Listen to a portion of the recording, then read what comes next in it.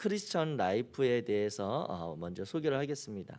우리가 이제 오늘부터 해서 12주 동안 참여하게 되실 크리스천 라이프는 크게 두 가지 과정으로 나누어집니다. 그 두 가지 과정은 첫 번째가 그리스도인 되는 것. 그러니까 그리스도인 즉 제자가 된다는 것이 어떤 것인지에 대해서 우리가 같이 살펴보려고 합니다. 그리스도인의 생활과 관련된 삶과 관련된 직접적인 이야기를 좀 나누려고 합니다. 그래서 첫 번째 주제로 그리스도인이 어떻게 되어지는지, 그리스도인들은 어떤 사람들인지 그 내용을 좀 나누기로 하고요. 두 번째로는 그렇다면 그리스도인 된 우리는 어떻게 살아야 되는지, 우리가 살아가는 삶을 가만히 생각을 해보면 우리는 하나님을 믿는 믿음으로 살아가지만 세상 사람들하고 거의 같은 시간, 같은 생활의 공간의 삶을 살아가잖아요. 그러면서 그런 중에 우리가 그리스도인으로서 구별되는 것은 무엇인가? 우리가 그들과 차이가 있는 것들은 어떤 것들인지 살아가는 삶에 있어서 그런 내용들을 한번 점검해 보고자 하는 것입니다. 그래서 이제 그 내용이 그리스도인이 되기 위해서는 세례, 성경, 성찬, 기도, 영성 그리고 제자도에 이르는 그리스도인으로 시작하지만 결국 우리가 예수 그리스도를 믿는 제자가 되는 것에 6가지 과정으로 되어 있고요. 그리스도인으로 살아가는 것은 우리가 다른 사람들과 관계에 있어서 그들을 어떻게 바라보아야 하는지, 같은 인간 사회를 어떻게 이해해야 하는지 하는 인간에 대한 존엄한 인간의 주제와, 그리고 하나님께서 우리를 그리스도인으로 살아가게 하실 이 땅의 나라, 이 사회는 어떻게 되어야 하는지의 하나님 나라, 그리고 그 살아가는 삶에 있어서 끊임없이 우리가 매일같이 접하는 모든 삶의 생활 방식이 문화라고 하는 그러한 양식이 있거든요. 이것은 곧 조선시대에 살던 우리의 선조들의 삶의 방식하고 오늘 우리들의 삶의 방식은 다르잖아요.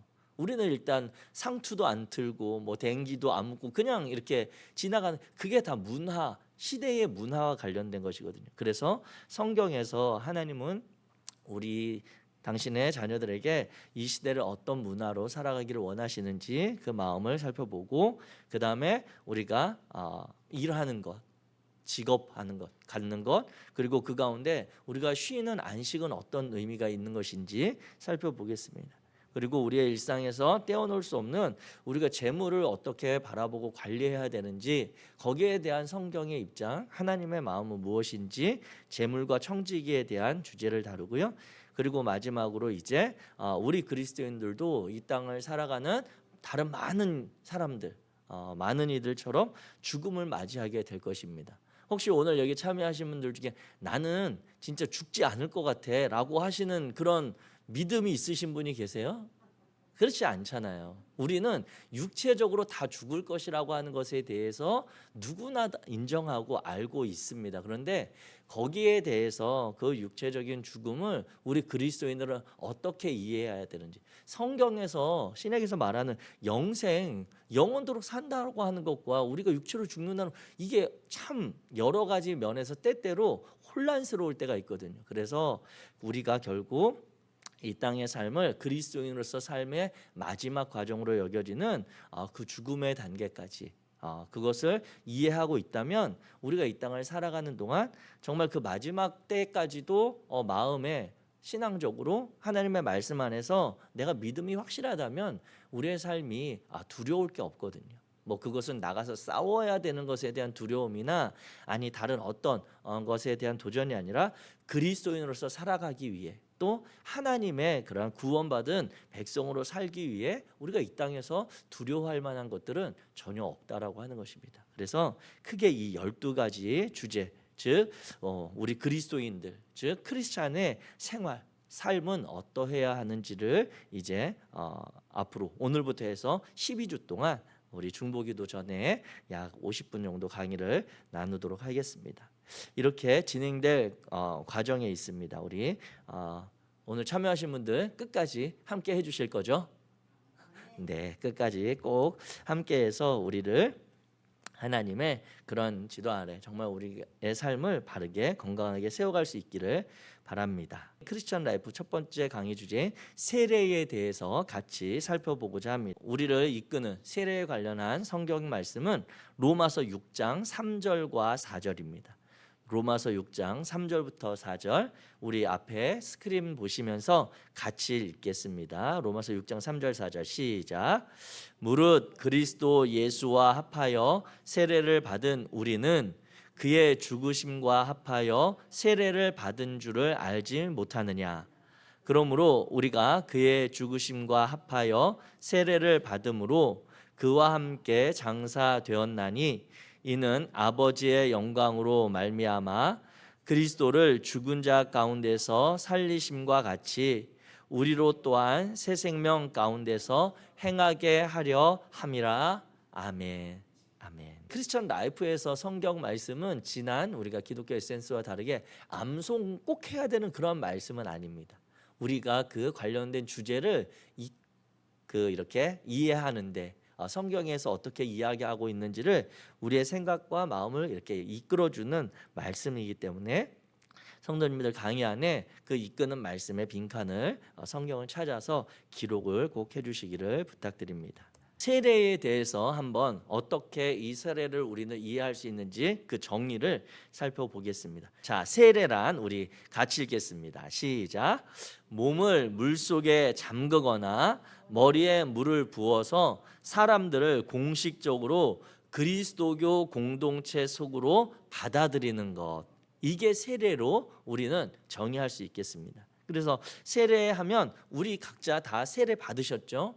내가 받았던 세례를 생각을 해보면 우리는 머리에 물을 부어서 받는 그러한 세례를 우리는 받았습니다. 그런데 이 세례가 보면 성경에도 보면 물속에 이렇게 신약 성경에 물속에 직접 요단강에 예수님이나 유대인들이 들어갔던 그런 세례의 형태도 있고 사도행전 같은 경우에 보면 사도 바울이 이제 새롭게 전도한 이들에게 세례를 줄 때 그러한 장소들을 있는 경우에는 강에 가서 몸을 담그고 세례를 주지만 그렇지 않은 대표적으로 감옥 같은데 감옥에서도 사도 바울이 세례를 주거든요. 그런데 거기는 강이 없잖아요. 그런다고 세례 준다고 제수 다른 사람 내가 전도했으니까 강에 데리고 가서 세례만 주고 올게요 한다고 그걸 보내줄 리도 만무하잖아요.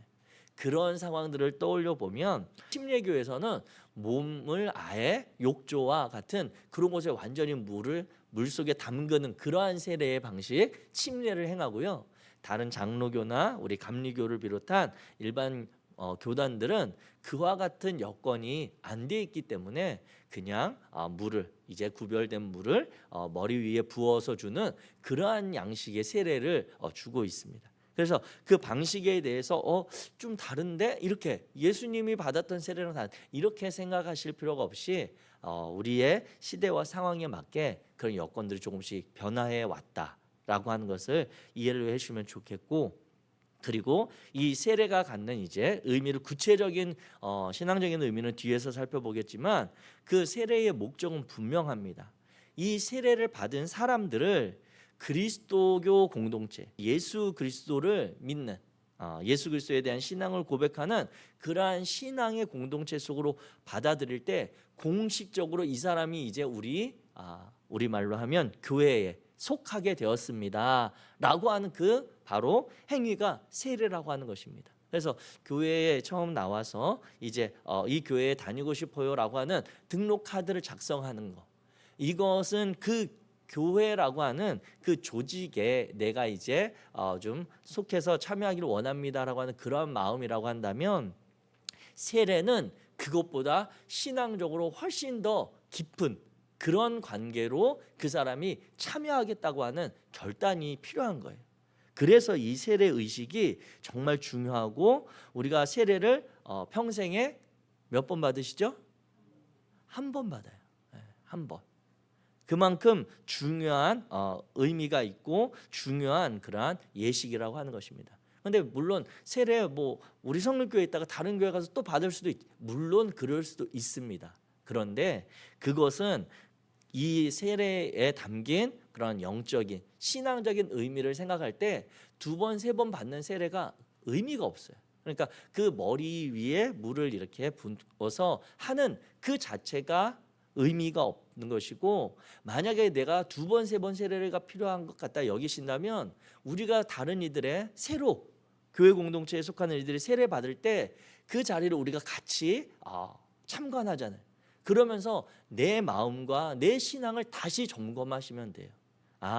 오늘 누구누구 성도가 세례를 받는구나 라고 하는 그 성도의 세례로 여기지 마시고, 저 세례에 나도 주님께서 나를 이렇게 구원하신 사건에 내가 분명한 신앙의 결단이 있었는데 라고 하는 것을 보시면서 내 머리 위에 직접 물을 붓진 않지만 그 자리에 같이 나도 참여하며 나의 신앙과 나의 그리스도 공동체에 대한 그런 관계를 다시 한번 점검하고 마음을 새롭게 하면 되는 것입니다.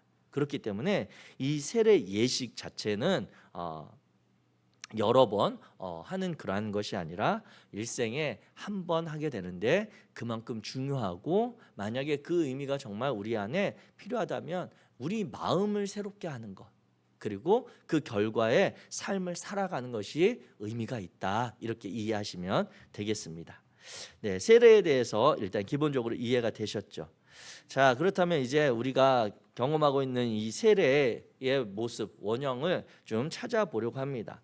이 세례에 대한 이야기는 구약 성경에는 나오지 않아요. 구약 성경에는 세례가 없습니다. 구약 성경에 할례는 있죠. 할례는 이스라엘 민족들, 그러니까 유대인들이 자신들의 그러한 민족의 또 그들의 민족은 독특하니까 신앙이 곧 그들의 민족성을 나타내기 때문에 신앙의 표징으로 할례를 행하는 그러한 예식은 있지만 세례는 구약 성경에 없습니다. 신약 성경에 들어서면서 이제 이 세례가 성경에 등장하기 시작하는데, 성경에 보면 그 세례의 그런 내용이나 그 형식에 대해서 자세히 나타나 있지는 않습니다. 어찌 됐건 그런데 예수님께서도 본인의 공적인 사역을 시작하시기 전에, 즉 예수님이 이제 30세가 되던 그런 해에 세례 요한을 찾아가서 요단강에서 세례를 받으시고 나서 그 이후부터 이제 예수님이 메시아로서 하나님의 그러한 맡기신 사역을 감당하거든요. 그러면 그 이전에 30살까지는 어떠했느냐? 메시아로서의 그런 어떤 활동이나 기록이 성경에 나타나지는 않아요.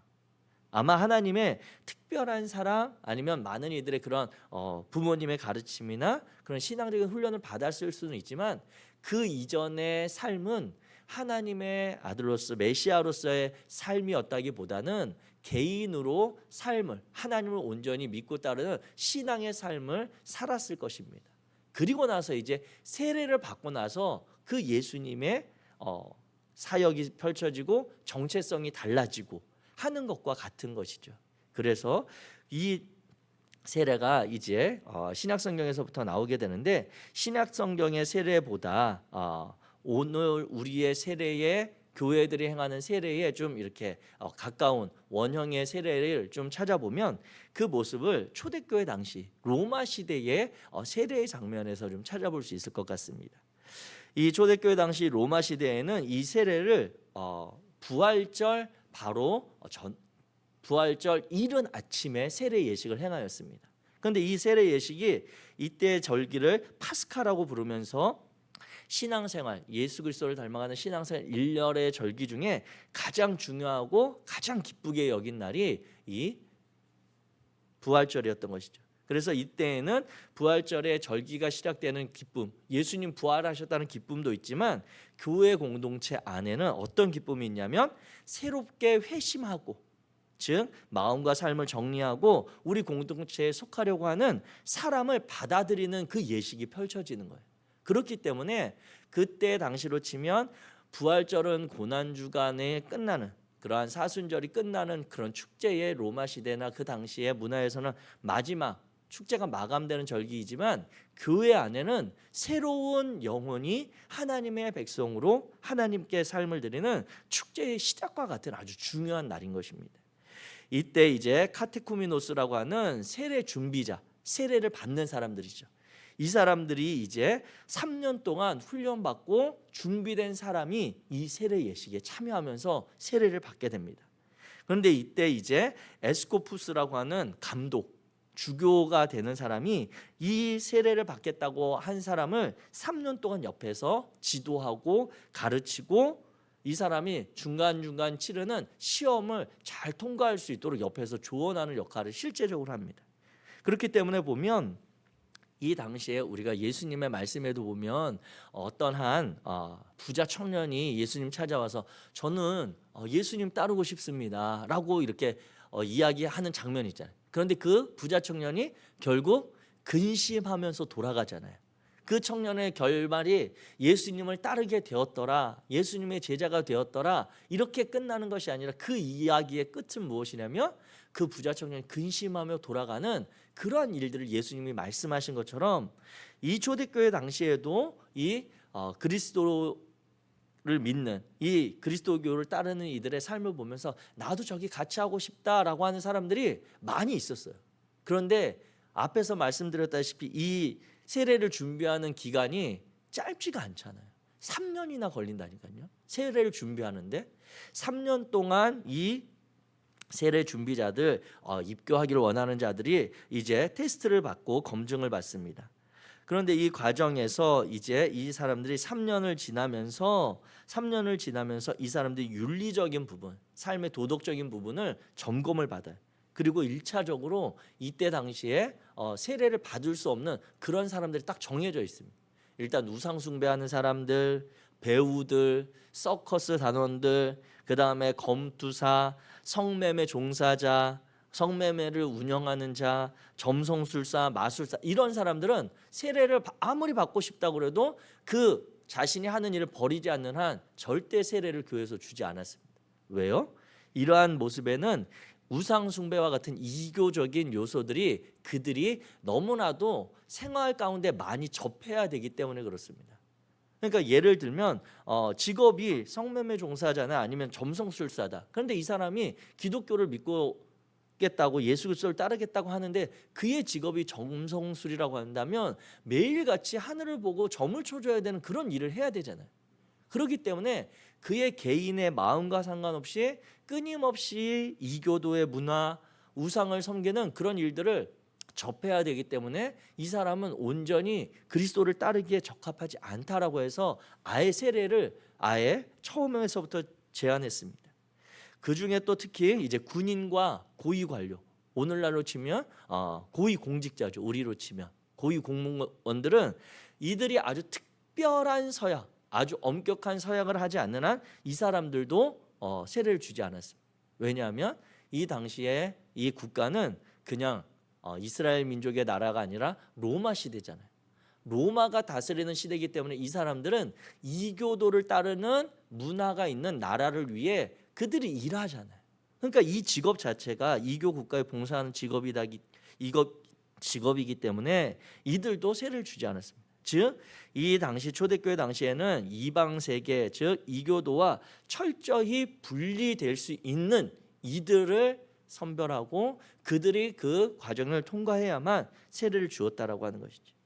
여기서 우리가 볼 수 있는 건 무엇이냐면 이 초대교회 로마 시대 당시에 이 세례는 교회냐 세상이냐 둘 중에 하나를 선택해라라고 하는 이 결단의 자리가 바로 이 세례인 거예요. 아무리 신앙 그 윤리적으로 열심히 그 사람이 흠이 없고 3년 동안 잘 따라왔어도 이 세례 이후에 그가 세상으로 돌아가야 될, 세상에 다시 의존하며 살아가야 될 것 같으면 이들은 세례를 받을 수 없는, 즉 양자택일의 중요한 순간이 바로 이 세례였다라고 하는 것입니다. 이것은 다른 이들 성경에서 이렇게까지 요구한 그러한 것이 아니라 교회 공동체가 이와 같은 것들을 지켜가고자 애썼던 거예요. 그래서 온전한 그리스도인의 결단, 나는 온전히 하나님의 그러한 자녀된 그리스도인으로서 살아가겠습니다 라고 하는 결단이 없다면 세례에 참여할 수 없었다라고 하는 그런 이야기죠. 그래서 3년 동안 윤리적인 덕목을 훈련받고 나면 이제 이 3년 동안 입교하는 과정에서 교회에 참여합니다. 세례를 받지 않았지만 교회 예배에 참여를 해요.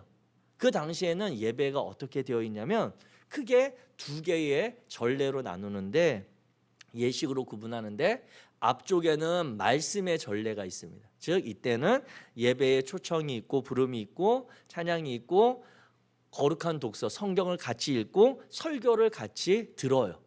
설교를 듣는 것까지 가능합니다. 그런데 그 다음에 이제 설교가 끝나고 나면 성찬의 전례가 매주 이제 이 초대교회 당시에 교회에서 시작되는데 이때 당시에 이제 성찬 예식에 들어가는 축성 기도가 시작될 때 이 세례를 안 받은 사람들은 그 자리에 있을 수가 없어요. 그래서 이들은 그 성찬에 참여하지 못하고 교회 밖으로 나와 있는 이렇게 구분되는 그러한 것입니다. 즉 교회 안에 있어서 이 세례라고 하는 것은 온전히 그리스도인이 되겠다고 하는 이 결단은 그만큼 교회 공동체 안에 참여하는 것에 중요한 의미가 있었다라고 하는 것을 볼 수가 있는 것이죠. 그래서 3년 지나고 나면 이제 이들이 윤리적인 면들의 직업 아니면 이들이 하는 일, 생활 이런 것들이 검증되고 나면 세례를 준비하는 기간에 이들이 이제 삶의 신앙적인 것들 3년 동안 그 주교에게서 배운 것들을 어떻게 실천하고 있는지 검증을 합니다. 그러면서 이때 교회가 검증하는 내용이 무엇이냐면 이들이 세례를 받기 전에 과부를 잘 공경하고 있는지, 병든 이들을 어려운 주변에 병든 이들이 있다면 그들을 찾아가서 위로하고 그들에게 도움을 주었는지, 아니면 이들이 그리스도의 가르침을 삶을 따라서 선한 일들을 계속 힘써 하고 있는지, 이걸 교회가 같이 검증을 하고 이것에 합한 이들만 이제 세례 받을 사람. 그래서 예수 그리스도의 그 부활의 아침에 이제 이 세례의 자리로 나올 수 있게 되는 것입니다. 이와 같이 이들은 그 세례를 받기 위해 많은 시험과 삶의 자리를 검증받고 또 끊임 그 세례를 받기 전날, 그러니까 고난 주간이겠죠. 우리로 치면 부활절 아침에 세례를 받으니까 그 부활절이 오기 전 성금요일에는 이들이 하루 종일 금식합니다. 그리고 토요일 날도 금식하고 토요일 날 밤에 이제 철야하고 그 다음에 밤을 새워서 하나님의 말씀을 읽고 그 말씀을 배웁니다. 그리고 나서 몸을 깨끗이 그 고난 주간을 지나면서 매일같이 몸을 씻으면서 내가 이제 이번 부활의 아침에 세례를 받는다라고 하는 것을 늘 삶으로 준비하고 하는 과정 가운데 세례에 참여하는 거예요. 그러니까 이 초대교회의 세례 이야기를 이렇게 강의 안에 어떤 설명도 없이 자세하게 제가 설명을 드리는 것은 오늘날 우리가 받고 있는 세례가 잘못됐다 이 이야기가 아니라 그와 같은 전통에서 그와 같이 중요하게 교회 공동체 안에서 이 여겼던 그 세례를 우리가 받았다라고 하는 것입니다. 그 마지막 이제 결론의 그 예식을 우리가 이제 교회 안에서 이제 세례 문답을 하고 머리에 물을 부어서 세례를 주는 그 예식으로 행하는 거예요.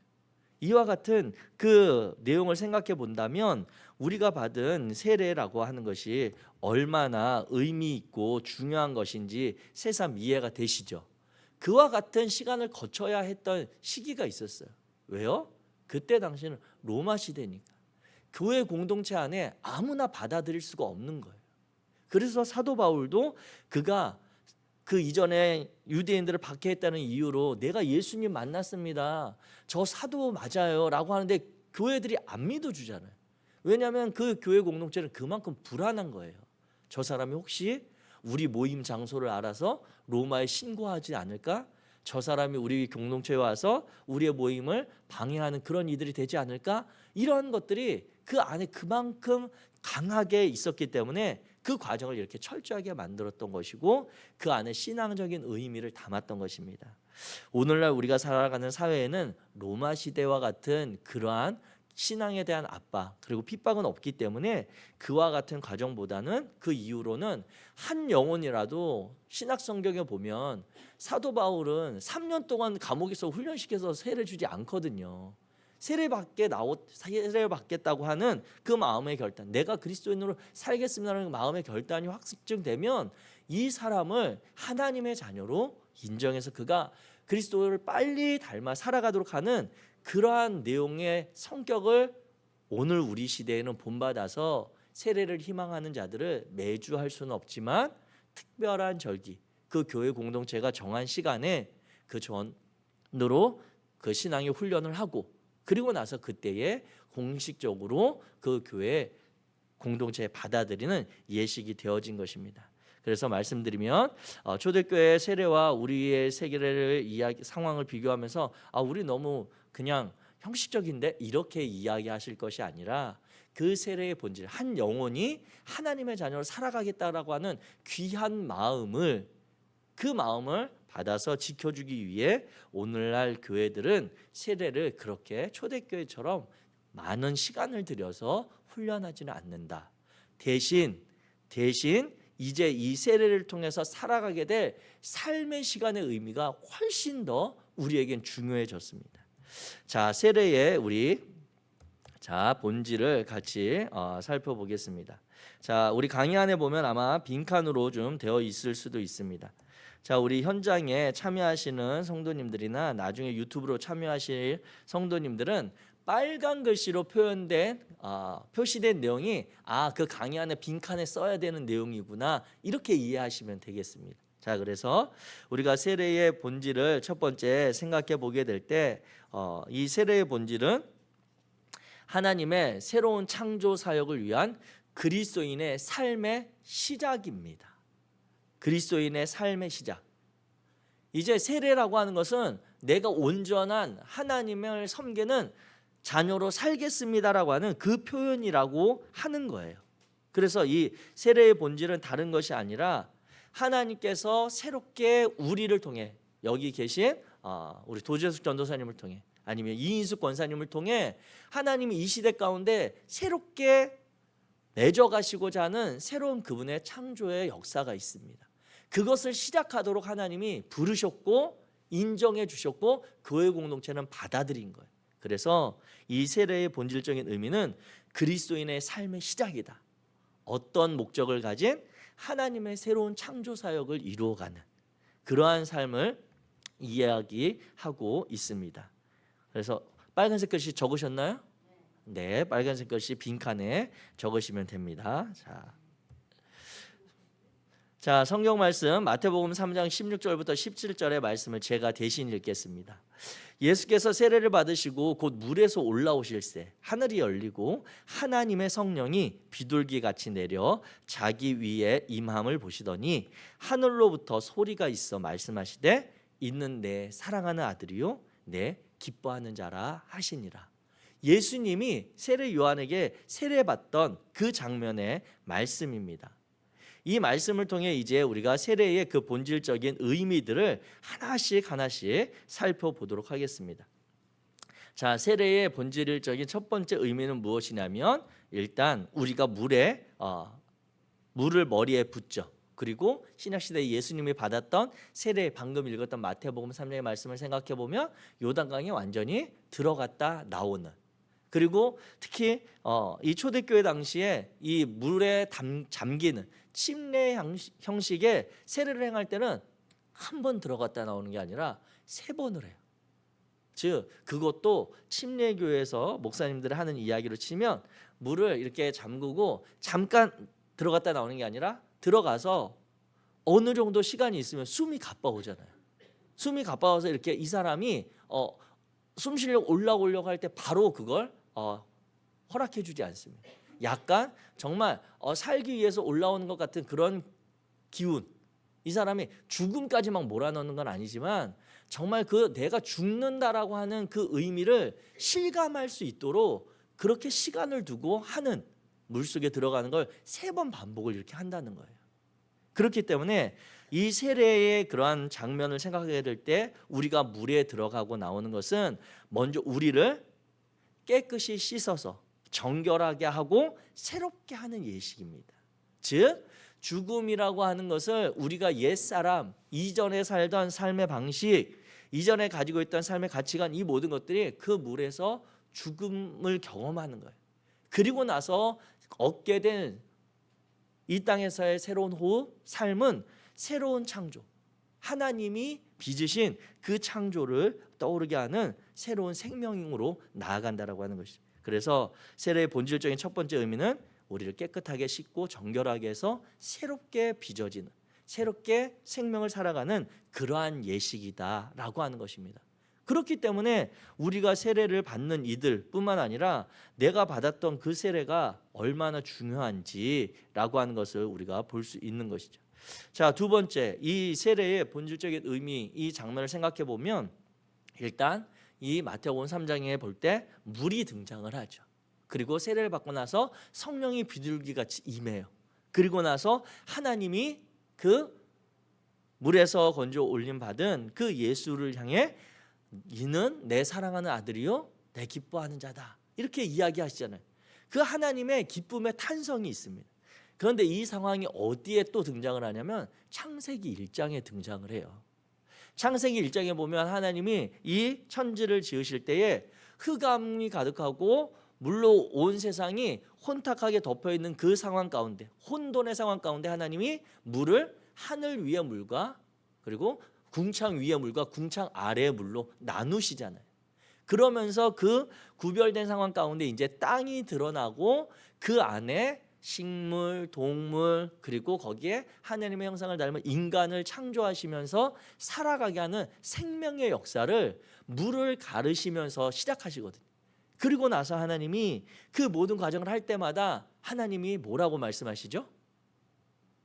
물을 궁창 위아래로 나누시고 어둠과 빛을 가르시고 할 때마다, 하루가 지나갈 때마다 하나님이 뭐라고 말씀하세요? 보시기에 좋았더라. 하나님이 보시기에 좋았더라. 하나님이 이렇게 새롭게 창조되는 그 세계를 보시면서 하나님이 마음이 너무 흡족하셨던 거예요. 그 창조의 역사, 그 창조의 과정을 이 세례의 과정에서 보는 거예요. 물을 통해 우리가 정말 옛 삶의 모습이 죽음, 이 우리가 지저분했던 그 모든 것들이 죽음으로 인해 씻겨지고 정결하게 되고 청결하게 되어지는 그 상황 가운데 성령의 이끄심을 받아 우리가 하나님께서 예수 그리스도에게 주셨던 그 말씀을 통해 새로운 생명으로 거듭나는 그 상황이 바로 세례의 본질적인 의미라고 하는 것입니다. 그래서 이 세례가 담고 있는 본질적인 의미는 하나님이 새로운 창조를 이루고 계신다라고 하는 것. 자연 만물을, 천지를 만드실 때처럼 자연 만물을 매일같이 이렇게 부활절마다 하나님이 막 다시 막 나누고 이렇게 하시는 게 아니라 한 생명을 통해서 창조의 역사를 하나님이 그렇게 만들어 가신다는 거예요. 그 생명이 바로 저와 여러분이라고 하는 것을 기억하시기 바랍니다. 자, 세 번째, 세례의 본질적인 의미, 세 번째 의미 우리 같이 읽겠습니다. 우리 앞에 3번 시작. 하나님께서 처음에 의도하신 인간성을 회복하는 것. 네, 빈칸에는 빨간색 글씨인 처음에 의도하신 인간성 이렇게 적으시면 됩니다. 하나님께서 처음에 의도하신 인간성을 회복하는 것, 이것은 무엇이냐면 하나님이 저와 여러분들을 지어서 만드실 때 하나님의 형상을 담게 만드셨잖아요. 이 땅에 태어난 어느 생명도 하나님의 형상이 들어있지 않은 그러한 생명은 없습니다. 그런데 우리가 이 땅을 살아가는 다른 많은 이들과 구별되는 차이가 한 가지 있다면, 물론 우리가 예수 그리스도를 통해 구원받은 그리스도인이다, 이건 맞습니다. 그런데 그 본질적인 의미가 무엇이냐면 나는 예수님을 믿습니다 라고 하는 것에 끝나는 것이 아니라 이 세례 예식을 통해 나는 하나님이 처음 지으셨던 그 하나님의 마음이 담긴 형상으로 그분의 빚으신 인간으로 회복되기 원합니다 라고 하는 그 의미가 있다는 거예요. 그래서 세례의 과정에 물을 잠기는, 물을 머리에 부어서 이 사람은 옛사람이 죽었습니다라고 하는 것을 분명하게 선언하고 그가 경험하도록 하는 것입니다. 하나님이 지으신 처음 의도하셨던 그 형상, 우리 김정자 권사님을 처음에 빚으셨을 때 하나님이 주셨던 그 모습, 아니면 우리 이현희 권사님을 하나님께서 빚으셨을 때 가지셨던 그 마음이 예수 그리스도를 믿기 이전의 삶과 이 세례를 통해서 예수 그리스도를 고백한 그 이후의 삶이 달라져야 한다라고 하는 것이죠. 세례를 받는 것은 정말 내가 하나님의 뜻대로, 하나님이 나를 이 땅에 빚으셔서 우리 부모님의 육체를 통해 보내신 그 하나님의 그러한 어떠한 기쁨과 창조의 사역을 이루어가기 원하는 그 복음의 삶을 살아내는 그 인간의 마음이 우리 안에 다시 자리매김되고, 그것이 바로 하나님이 세례를 통해 거듭난 사람에게 주시는 마음이라고 하는 것입니다. 이게 바로 세례의 세 번째 본질적인 의미로 우리가 이해할 수 있습니다. 자, 네 번째, 그렇다면 이 세례에 대해서 앞에서 정의할 때 이 세례는 그리스도인의 삶의 시작이다, 이렇게 말씀드렸잖아요. 그래서 이 네 번째 세례의 본질적인 의미 같이 읽을까요? 시작. 예수 그리스도의 죽음과 부활에 이르는 삶의 자리에 동참하는 것입니다. 우리가 세례 받는다라고 하는 것은 무엇이냐면 그 예수 그리스도의 죽음, 그리고 그분이 살아나신 것을 또 예표하는 것이 바로 이 세례입니다. 그분이 이 땅에 살아가는 동안 어떻게 살았는지, 그분이 받으신 그 죽음은 실제거든요. 그냥 그분이 나는 정신적으로 죽었어, 나는 영적으로 죽은 것 같아, 그러고 나서 하나님의 은혜 받아서 나는 다시 신앙이 회복됐어, 이게 아니라 예수님이 실제로 이 땅에 오셔서 삶을 살아가신 이후에 십자가에서 손과 발에 못 박히시고 옆구리에 창이 찔리시면서 물과 피를 다 쏟으시면서 그 많은 사람들이 보는 앞에서 그 골고다 언덕 위에 나무 십자가에 매달려서 수치스럽게 옷은 다 벌거벗겨진 채 죽음을 맞으시잖아요. 육체적인 죽음을 완전히 맞으시잖아요. 그런데 그 예수님이, 그렇게 죽으신 그 주님이 사흘 후에 부활하시잖아요. 그런데 이 부활한 것도 그냥 유령처럼 우리 영화에서 보는 것처럼 이렇게 우리 사람들은 뚜렷하게 보이는데 유령은 약간 희미하게 그렇게 살아난 게 아니라 제자들이 뿔뿔이 흩어져 있었던 그 상황을 예수님이 직접 찾아가셔서 나는 예수님의 수제자요, 예수님 절대 부인 안 할 거야 라고 했다가 큰 소리 쳤다가 안 되겠다, 고향에 가서 그냥 물고기라도 다시 잡아야지, 그랬던 베드로 찾아가서 예수님이 베드로가 바닷가에서 물고기 잡을 때 해변가에서 불 피워놓고 고기 생선 구워주시면서 베드로야 와서 먹어라, 네가 나 사랑하니, 이렇게 직접 물으시면서 만나주시고 그 식사를 같이 하시잖아요. 또 우리가 알고 있는 의심 많았던 그 도마에게 예수님이 나타나셔서 네가 나를 그렇게 못 믿니? 내 옆구리에 창자국에 너 손을 좀 넣어봐, 내 손을 만져봐 라고 하면서 도마가 만져보잖아요. 그리고 나서 도마가 예수님이 죽음을 당할 때에는 믿지 못했지만 예수님이 그렇게 육체로 살아나신 것을 직접 경험한 이후에 그 도마가 인도 땅까지 가서 복음을 전하는 그런 순교자로 삶을 마감하거든요. 이 예수 그리스도의 죽음과 부활에 이르는 삶에 우리가 이제는 세례를 받았다라고 하는 것은 그분이 이 땅에서 살으셨던 삶을, 그리고 그분이 하나님께서 살리신 그 부활을 우리도 함께 경험하게 된다라고 하는 그 믿음의 확신을 주는 것이 바로 이 세례입니다. 이게 바로 세례가 주는 네 번째 본질적인 의미고요. 다섯 번째 의미, 여섯 번째까지밖에 없으니까 조금만 잘 이해하시면 되겠습니다. 자, 일단 같이 읽고 우리 빈칸 채우겠습니다. 5번 시작. 완전히 상반된 두 세계를 통과하는 생명에 이르는 위험한 길을 나서는 삶을 의미한다. 완전히 상반된 두 세계를 통과한다. 이게 무엇일까요? 앞에서 초대교회 그 세례 이야기를 하면서 그 세례 예식을 교회 공동체는 세상이냐 아니면 예수 그리스도를 따르는 신앙의 삶이냐, 그리스도인이냐, 이 두 가지를 선택하는 그러한 기로라고 말씀드렸잖아요. 즉 이 세례라고 하는 것은 이전에 내가 살던 세상과 완전히 다른 가치를 따라 사는 교회 공동체, 그리스도교 공동체, 예수 따르는 그 삶에 내가 들어설 수 있게 되었다는 거예요. 쉽게 말하면 이제 내 앞에 두 개의 문이 있는데 한쪽의 문은 우리가 늘 열고 닫는 익숙한 그러한 문이에요. 많은 사람들도 이 문을 열고 닫고 이 길로 가는 길은 넓고 편안하고 안전한 그런 길이 문이 있어요. 그런데 또 그 옆에 이제 이 세례를 받은 이들 앞에는 새로운 문이 열려졌는데 이 문은 거기 문 찾기도 쉽지도 않을 뿐더러 그 문을 여는 것도 불편하고 그 문틈으로 보이는데 보니까 그 뒤에 문 뒤로 보이는 상황이 결코 내 마음이 썩 내키지 않는 그러한 문이 이렇게 보이는 거예요.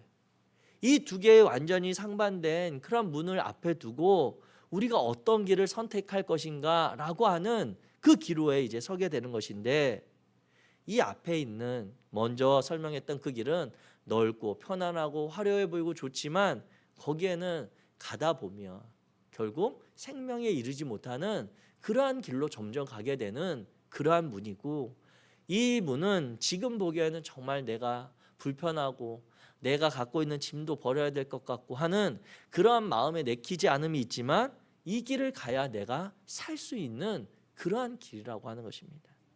즉 완전히 상반된 두 세계를 통과하는 그 기로에 선 이 사람에게 생명에 이르는 길, 이 좁고 협착하고 많은 사람들이 찾지 않는 그 길을 위험하지만 걷겠다고 나서는, 결단하고 나서는 삶이 바로 이 세례라고 하는 것입니다.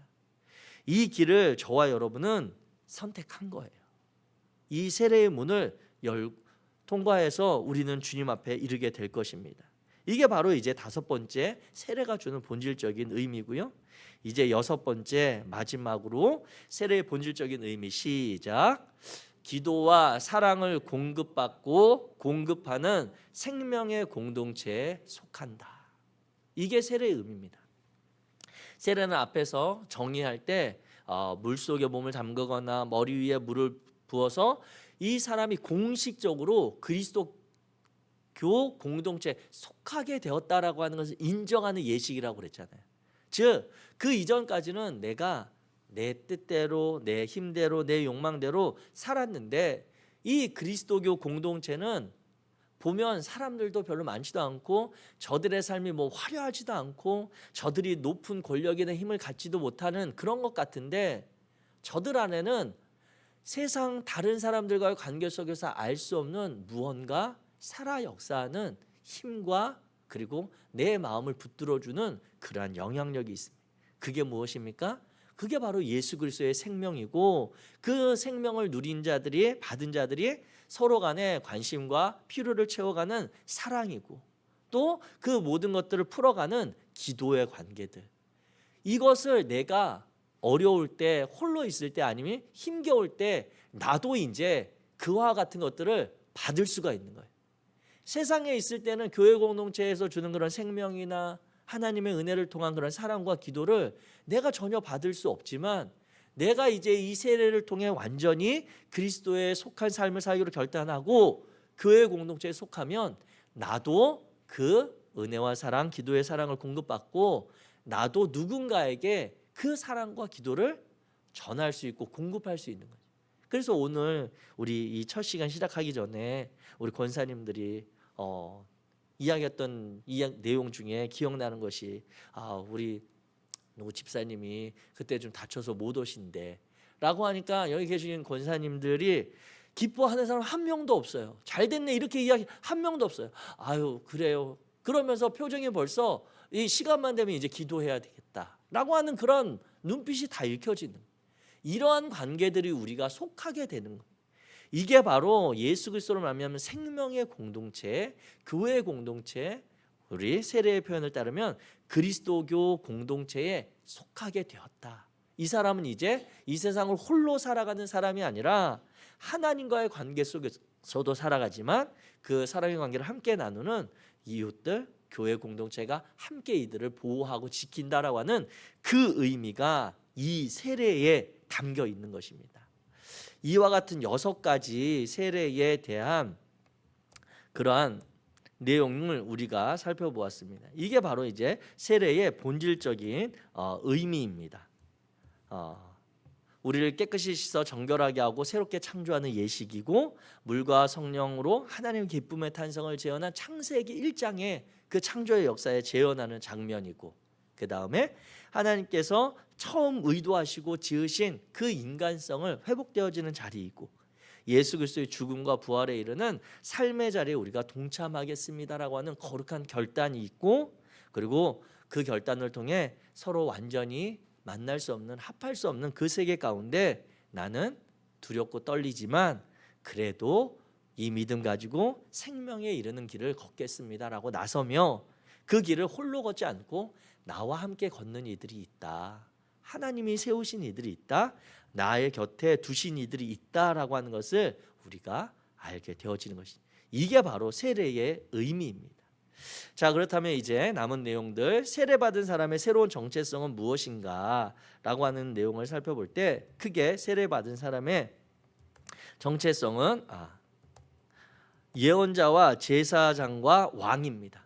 예언자와 제사장과 왕, 이 세 가지 이 모습이 세례받은 우리의 정체성이에요. 예언자, 제사장, 왕. 자, 이 내용은 계속 나오니까 자, 그렇다면 그 예언자는 어떠한 모습인가? 예언자는 우리가 세례받았다라고 했을 때 우리에게 예언자와 같은 그런 성격이 있습니다. 그 정체성이 있습니다라고 하는 것은 무엇이냐면, 내가 속한 공동체, 그리스도교 공동체, 세례받은 이들의 공동체가 그 각각이 부름 받았지만 각각이 하나님이 빚으신 그런 인간이지만 우리를 또 모이게 하시는 하나님의 뜻이 있거든요. 우리 공동체가 부름받은 그 본래의 모습, 그 목적이 되도록 끊임없이 우리가 기도하고 함께하면서 도전하는 거예요. 우리 교회는, 우리 신앙 공동체는 하나님의 말씀에 이러한 것들을 우리가 더욱더 힘써야 되지 않겠습니까? 하나님이 기뻐하시는 이런 공동체가 되도록 우리가 노력해야 되지 않을까요? 우리 속회는 이번 주에 이런 말씀을 나누었는데 이 말씀을 가지고 어떻게 우리가 하나님이 기뻐하시는 삶을 살아볼까요?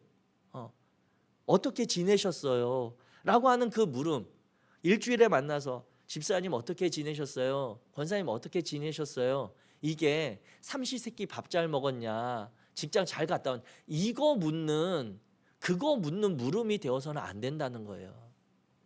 지난 주간에 우리가 같이 모여서 예배하고 들었던 말씀이 있고 하나님이 우리에게 주신 마음이 있는데 그 마음 어떻게 가지고 살았는지, 그것에 대한 물음으로 되어야 되고 그것에 대한 응답이 되어야 된다는 거죠.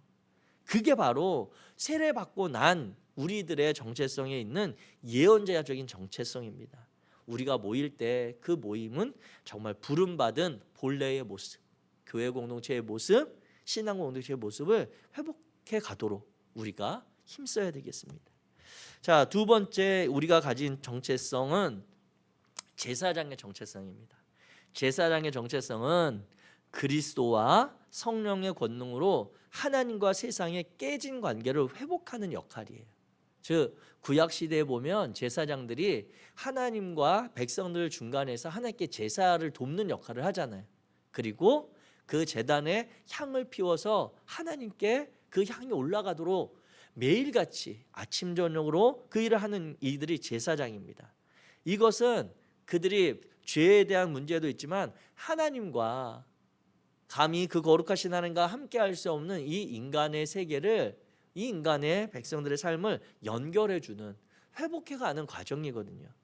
그래서 모세 같은 경우에도 보면 이스라엘 백성들이 출애굽하고 나서 광야에서 먹을 게 없어요, 목말라 죽겠어요, 막 그렇게 원망하고 막 불평하고 할 때 주님 앞에 하나님이 내가 그렇게 너희를 이끌고 먹이고 하는 걸 보면서도 그러냐라고 하면서 내가 차라리 니네 다 쓸어버려야 되겠다라고 할 때 모세가 하나님 그러시면 안 되죠 라고 막아서잖아요. 하나님 차라리 저를 생명책에서 지우실 망정 하나님 그렇게 하시면 다른 이방 사람들이 뭐라고 하겠습니까? 라고 하면서 그 하나님의 마음을 자극하고 돌이켜서 그 백성들 구원하는 역할을 모세가 하고 아론이 그 제사를 돕는 일들을 해나가거든요. 이게 바로 이 세례받은 저와 여러분들이 제사장으로서 우리는 이 시대를 보면서 하나님과 우리가 살아가는 이 사회, 우리의 만나는 사람들, 우리의 환경들이 다시 하나님이 처음 의도하셨던 관계로 회복되도록 하셔야 됩니다. 그래서 우리 교회 가운데 특별히 2023년 들어서 매월 하고 있는 환경 캠페인, 그건 하나님과 하나님이 지으신 피조세계, 창조세계가 이 분열되고 갈라지는 깨진 관계를 다시 회복해보도록 우리가 어떻게 해서든 애써보자라고 하는 그 노력인 거거든요.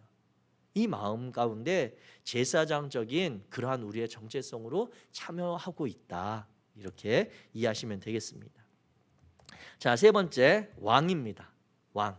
우리는 세례받고 나면 우리의 정체성 왕으로 되어지는데, 우리의 삶과 인간 환경을 하나님의 정의에 맞추도록 직접 참여하고 가꾸는 역할입니다.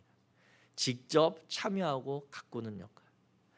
왕은 왕으로 대표되는 그 시대의 그 표현은 무엇이냐면, 그 사회의 법과 질서를 이 사람이 좌지우지하는 거예요. 성경에 나타난 이 예언자, 제사장, 왕이라고 하는 표현은 그 시대의 성경이 기록될 당시의 표현이기 때문에 그 사회에 맞는 표현이지만, 오늘날로 친다면 환경이 조금 다르긴 하지만 최고의 권력과 또 하나님이 최고의 영향력을 맡긴 그 지도자들의 역할을 우리에게 주셨다라고 하는 것입니다. 그래서 왕은 자신이 다스리는 사회에 있어서 우리 나라는, 여러분들은 이렇게 앞으로 살아야 됩니다, 이것을 어기면 법으로 정해서 처벌하겠습니다 라고 하는 그 일을 하는 게 왕이잖아요. 그리고 그 일을 왕도 지키고 그걸 책임지고 감당하는 역할이 왕인데, 우리가 세례받고 이 시대 가운데 왕이 되었다라고 하는 것은 무엇이냐면, 오늘 우리가 살아가는 이 시대와 사회가 하나님의 뜻, 하나님 나라의 법에 맞춰서 올바르게 세워지도록 내가 직접 그 하나님의 법을 따라 살아가기도 하고, 그 법이 잘 지켜지도록 우리가 그 하나님의 마음을 끊임없이 새롭게 이 시대 가운데 표현하고 전하는 책임이 있다라고 하는 것입니다.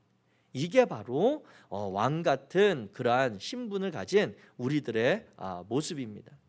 정리해서 보면 세례받은 사람은 새로운 정체성을 갖게 되는데, 예언자와 제사장과 왕의 그러한 신분의 정체성을 갖게 된다라고 하는 것을 우리가 정리해 보았습니다.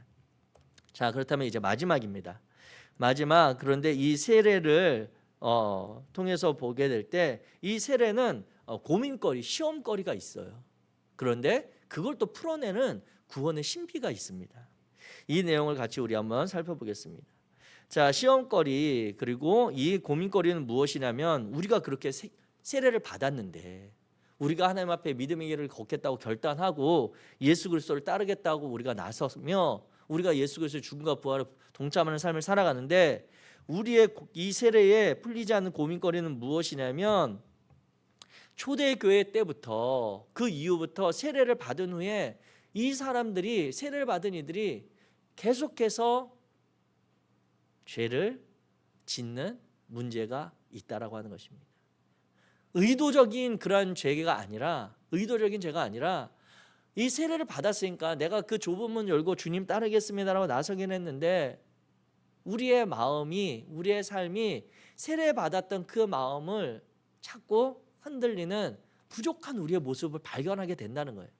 이건 2023년을 살아가는 저와 여러분들의 문제뿐만 아니라 초대교회 때부터 문제였어요. 3년이나 그렇게 검증하고 또 마지막 테스트해서 이 사람을 교회 공동체에 받아들여서 이 사람이 이제 온전한 그리스도인이 되었습니다 라고 인정하고 그 사람과 같이 지내고 보니까, 그 세례 받은 사람들의 모임인 그 교회 안에, 그 공동체 안에 전부 다 하나님이 빚으신 그 형상대로 다 100% 살아가는 사람이 있다 없다? 없다.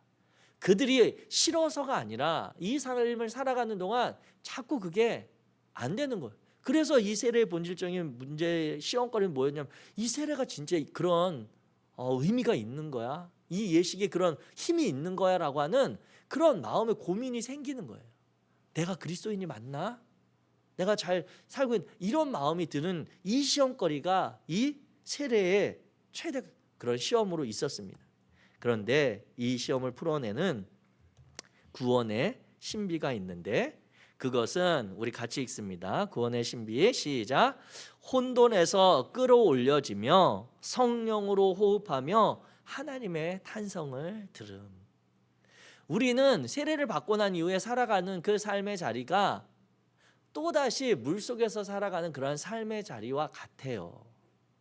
우리가 하나님의 기쁨에 그러한 소리를 들었지만, 예수 그리스도가 비둘기같이 성령이 내리는 걸 경험했지만, 그분이 살아갔던 세계가 완전히 하나님만 섬기면서 살아갈 수 있는, 그 세례 받고 나서 하나님이 예수님을 하늘로 이렇게 옮겨놓고 살아가게 하신 것이 아니잖아요. 세상에 그 많은 사람들, 로마 군병의 위협들, 또 예수님을 정죄하고 판단하는 그런 바리새인 종교 지도자들, 아니면 죄인들, 세리들이 바글바글대고 같이 호흡하고 살아가는 그러한 삶의 자리를 예수님이 그냥 살아가시거든요. 똑같은 거예요. 우리도 이 예수님이 경험한 세례를 경험하고 우리의 믿음의 결단을 하지만, 우리가 살아가야 되는 삶의 그러한 시간은 물로 가득 찬 혼돈의 그러한 상황의 시간을 우리가 살아가는 거예요. 그런데 그 가운데 그 이전과 다른 것이 있다면 무엇이냐면, 이제 우리는 혼자가 아니라니까요. 성령께서 우리를 버려두지 아니하시고 주님이 제자들에게 떠나시면서 약속하셨던 그 성령이 우리와 함께 하시면서, 우리 그 죄악된 물속에서 호흡할 수 없는 그 가운데 성령이 우리를 하나님을 바라보며 호흡하도록 이끌어 주시대요.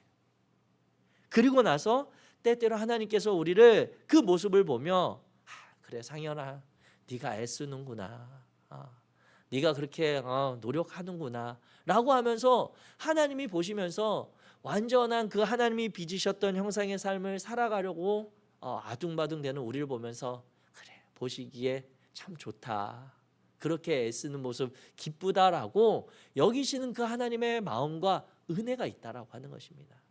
그래서 세례는 완전한 것이 아니라, 세례 받으면 우리가 완전히 이제 죄에서, 문제에서 해결, 우리는 죄 짓지 않아, 뭘 해도 우리는 흔들리지 않아, 이것이 아니라 끊임없이 우리는 갈등과 고민과 죄의 유혹 가운데 살아가지만, 우리는 이제 세례를 받고 난 이후에 그것들을 거절하고 외면하고 뿌리칠 힘이 있다는 거예요. 예전에는 그것들 없으면 못 사는 존재니까 거기에 목매어 살아갔지만, 이제 세례 받고 나서 나는 온전한 그리스도인으로 살겠습니다 라고 하는 결단 이후에는 우리를 붙드시는 성령님, 하나님의 은혜, 예수 그리스도의 그 앞서 살아가신 삶의 모습이 있기 때문에 우리는 그 길 내가 흔들리면서도 따라가겠습니다 라고 하는 결단이 가능한 것입니다. 사랑하는 성도 여러분, 이와 같이 우리가 받은 이 세례는 우리 그리스도인의 마지막이 아니라 이제 그리스도인의 삶을 살아가는 출발 지점, 그리고 이후의 삶으로 우리의 그 구원받음이 확증된다라고 하는 것을 기억하시면 좋겠습니다. 오늘 첫 시간 크리스천 라이프의 첫 번째 세례에 대한 내용을 우리가 같이 나누었습니다.